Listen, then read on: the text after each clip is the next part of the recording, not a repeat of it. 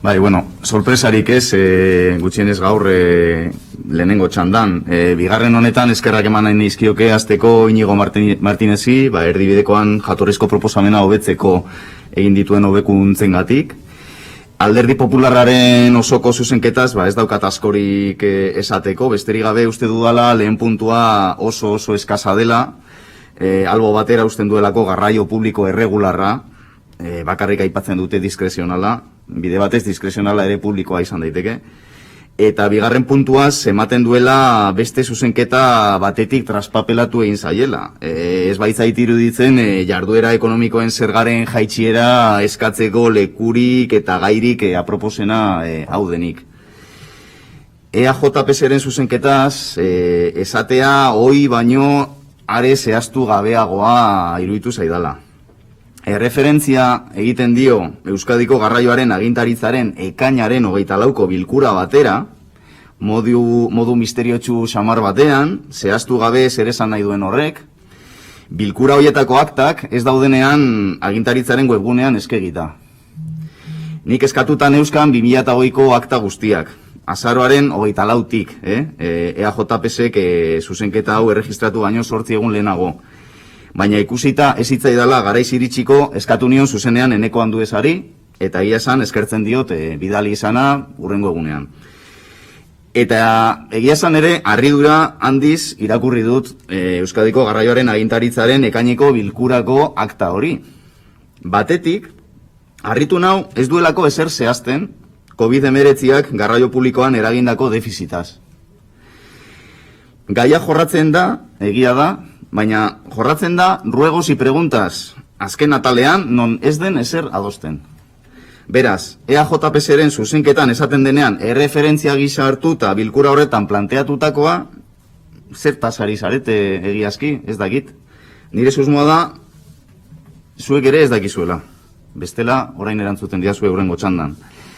Bestetik, bilkura horretako aktak ere harritu nau, ruegos y preguntas atal horretan planteatzen dena, gaur eta hemen EH Bilduk planteatzen duenarekin bat datorrelako funtsean. Alfonso Gil, Bilboko mugikortasun zinegotziaren parte hartzeaz, aktak dio literalki, se están impulsando medidas para la reactivación de varios sectores, pero no para el transporte. Ez du bakarrik Jaurlaritza hitz egiten du gobernu guztiei buruz, baina Jaurlaritza ere bai. Por ello, solicita al gobierno vasco, Alfonso Gil al gobierno vasco, que tenga en cuenta a todos y cada uno de los operadores para que se les dé una respuesta en un tiempo razonable al déficit tan grande que tienen. En el caso de Bilbobús, de aquí a diciembre puede suponer aproximadamente 5 millones de euros.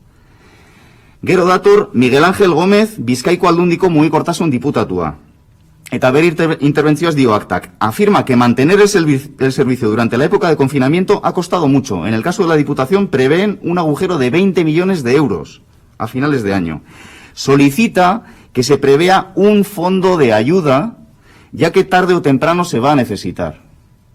Eta gero, Antonio Aizek esaten du, orduko garraioetako sailburu ordeak, esaten du, Euskotrenen zuloa 10 milioi eurokoa dela. Alegia, bakarrik 3 hoien artean, ja, esan dute zuloa 35 milioi eurokoa dela. Oraindik ez ekitenean ezer bigarren olatuaz, Esaten dute beste gauza bat, Jaurlaritzak operatzaile guztiak lagundu behar dituela, gure proposamenak esaten duen bezala, eta 3. gauza, laguntza hori funts batean gauzatu behar dela. Eta amaitzeko, Antonio Aizek esaten du, eta garrantzitsua iruditzen zait, Alonso jaunari erantzuteko, EAE Espainiako funtsetatik aparte geratu dela, aparte, ekainean. Eta hori lortzen dut, erdibideko batera iristeko Eneko Anduezak esan zidan gauza batekin, esan zidan, gaur Alonso jaunak azaldu duena, kentzeko gure funtsaren proposamenetik, beraz aluze andereak ere esan du, aldundietako eta udaletako garraioak. Zeren eta hoiek, Espainiako aurrekontu berrietan garraio publikoaren defizita estaltzeko aprobatu diren 275 milioietatik zati bat eskatu ahal izango dute. Eta gu galdetzen dugu, hori alda EAJaren soluzioa? Gure aldundiak eta gure udalak Madrilera joatea diru askatzera? Ez alzaio koherenteagoa iruditzen nazionalki eta sozialki hemen bertan konpontzea arazoa?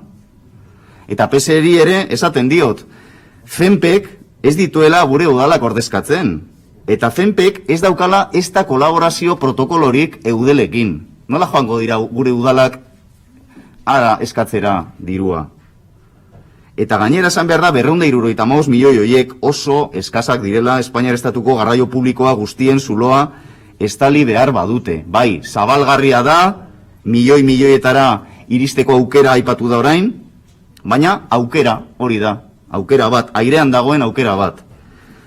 Beraz, Jaurlaritzaren esku dagoena da hemen eskatu duguna. 50 milioiko funts bat sortzea, aurrekontu berrietan, Euskal Autonomia Erkidegoko garraio publikoaren zerbitzua segurtasunez mantentzeko.